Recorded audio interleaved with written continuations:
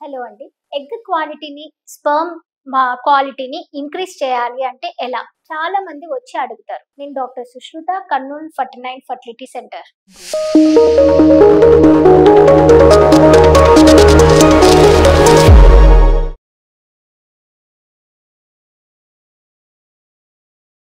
So egg క్వాలిటీని, sperm క్వాలిటీని ఎలా ఇంక్రీజ్ చేయాలి అంటే యాక్చువల్‌గా ఎగ్ క్వాలిటీని మనం ఇంక్రీజ్ చేయాలి అంటే ఇట్ టేక్స్ టైమ్. సో యాక్చువల్‌గా ఇంతకు ముందు అంటే మనము యాంటీ ఆక్సిడెంట్స్ అని ఇచ్చేవాళ్ళనమాట. ప్లస్ ఏంటి అంటే కొన్ని టాబ్లెట్స్ పెట్టడం వల్ల, ఇంజెక్షన్స్ పెట్టడం వల్ల వాళ్ళలో ఎగ్ క్వాలిటీ ఇంక్రీజ్ అవ్వడానికి కొంచెం హెల్ప్‌ఫుల్‌గా ఉండేది. సో ఈ యాంటీ ఆక్సిడెంట్స్‌ని ఖచ్చితంగా అంటే కోక్యూ ఎంజైమ్స్ అని అంటాం. సో యాంటీ ఆక్సిడెంట్స్‌ని వేసుకున్నాక అట్‌లీస్ట్ ఒక 2-3 మంత్స్ కంటిన్యూయస్‌గా వేసుకుంటే, అది కూడా రోజుకి 2 టాబ్లెట్లు అట్లా వేసుకుంటే ఎగ్ క్వాలిటీ ఒక 20% ఇంక్రీజ్ అయ్యేది ఉంటుంది. కానీ ఇది ఎవరిలో ఇంక్రీజ్ అవుతుంది?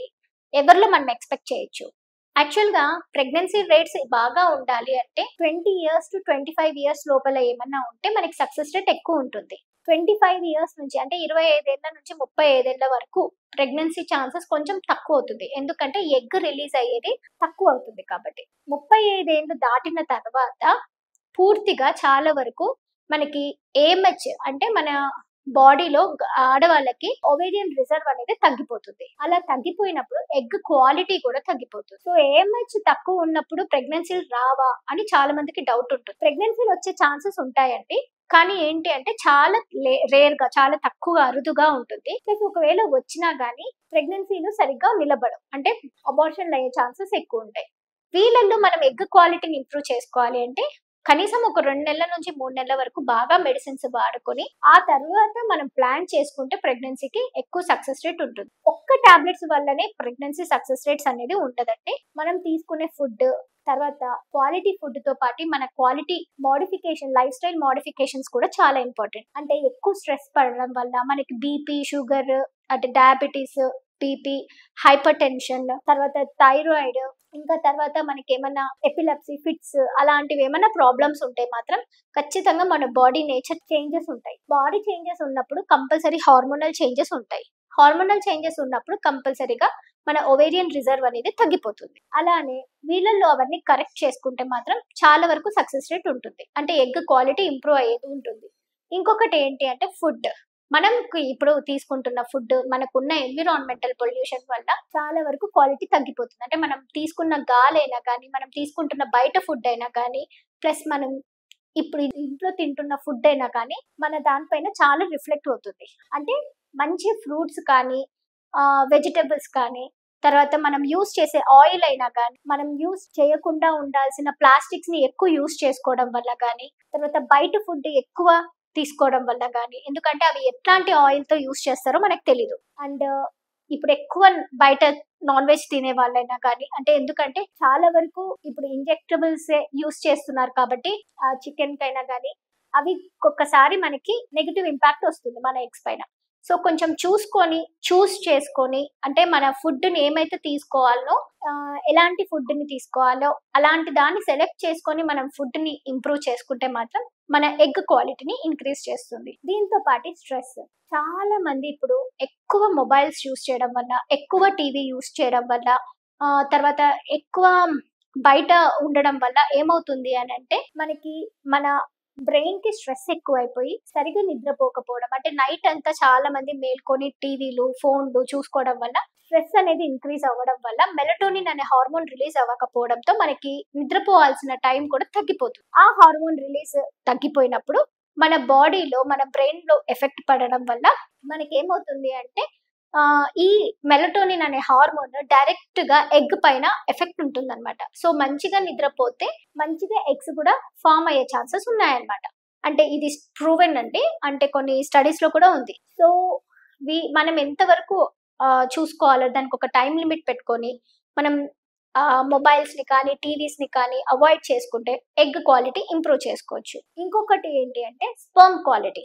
సో స్పెర్మ్ క్వాలిటీ ఏంటంటే మగవాళ్ళు చాలా వరకు వాళ్ళు స్మోకింగ్ చేయకపోయినా కానీ పక్కన ఫ్రెండ్స్ స్మోక్ చేయడం వల్ల, ఆ ప్యాసివ్ స్మోకర్ అవడం వల్ల, గాలిని మనం పీల్చుకోవడం వల్ల మన లంగ్స్ పైన ఎంత ఎఫెక్ట్ పడుతుందో స్పెర్మ్స్ పైన కూడా ఎఫెక్ట్ పడుతుంది.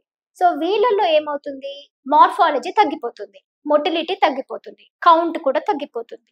ఆబ్వియస్ గా ఈ 3 తగ్గిపోయినా, ఈ మూడిట్లో ఏ 2 తగ్గిపోయినా గానీ ప్రెగ్నెన్సీలు రావు. సో చాలా మంది చిన్న వయసులో నుంచే అలాంటి పక్కన స్మోకర్స్‌ని ఉన్న వాళ్ళు స్మోకింగ్ ఎక్కువ చేసిన, ప్లస్ ఏవైనా బ్యాడ్ టొబాకోస్ అట్లాంటివి తీసుకోవడం వల్ల మనకి క్వాలిటీ అనేది తగ్గిపోతుంది. ఇంకా ఏంటి అంటే ఆల్కహాల్ కన్సంప్షన్ వల్ల కూడా క్వాలిటీ అనేది తగ్గిపోతుంది. అంటే వీళ్ళలో ఏమవుతుంది అంటే వాళ్ళకి ఆ ఆల్కహాల్ ఎక్కువ తీసుకోవడం వల్ల, అంటే మందు అవన్నీ తీసుకోవడం వల్ల, కళ్ళు అవన్నీ తీసుకోవడం వల్ల వాళ్ళలో ఇంట్రెస్ట్ అనేది తగ్గిపోతుంది. అంటే వైఫ్ అండ్ హస్బెండ్ కలవాలన్న ఇంట్రెస్ట్ కూడా తగ్గిపోతుంది. సో అప్పుడు పిల్లలు పుట్టే అవకాశం తగ్గిపోతుంది. ఇంకొకటి, వీళ్ళు బ్యాడ్ హ్యాబిట్స్ ఉన్న వాళ్ళలో ఫుడ్ తీసుకునేది చాలా తక్కువ అయిపోతుంది. వాళ్ళు సరిగ్గా తీసుకోరన్నమాట ఫుడ్. అంటే క్వాలిటీ ఫుడ్ తీసుకోరు. అప్పుడు మన బాడీలో ఖచ్చితంగా చేంజెస్ వస్తాయి. అండ్ ఈవెన్ వీళ్ళలో తీసుకొని, అంటే ఆల్కహాల్ తీసుకున్న వాళ్ళలో నిద్రపోయేది కూడా మంచి నిద్ర కాదనమాట.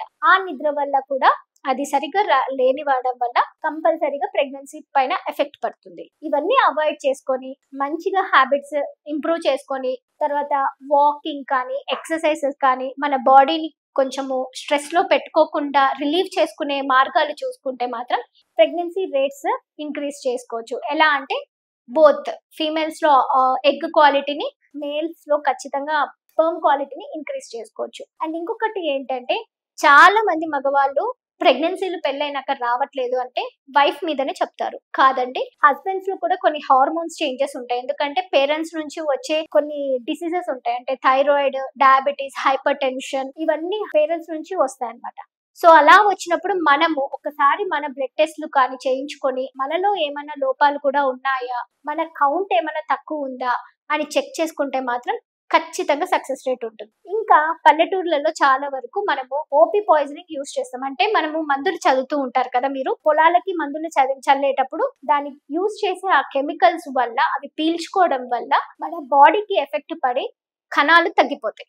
అది చాలా వరకు తెలీదు. సో మీరు అలాంటివి యూజ్ చేస్తే గనక పొలం పనులకి వెళ్ళినప్పుడు కంపల్సరీగా మాస్క్ పెట్టుకోవడము, ముక్కుని బట్టతో కవర్ చేసుకోవడం వల్ల ఏమవుతుంది అంటే ఆ ఫ్యూమ్స్ అనేది, ఏవైతే మనం ఆ డేంజరస్ ఫ్యూమ్స్ ఉన్నాయో, ఆ పొగ లాంటివి, లేకపోతే ఆ మందుని తీసుకోకుండా పీల్చుకోకుండా ఉంటే మాత్రం మనకి మొటిలిటీ అనేది తగ్గదు. అంటే కణాలు బాగా ఉంటాయి అన్నమాట.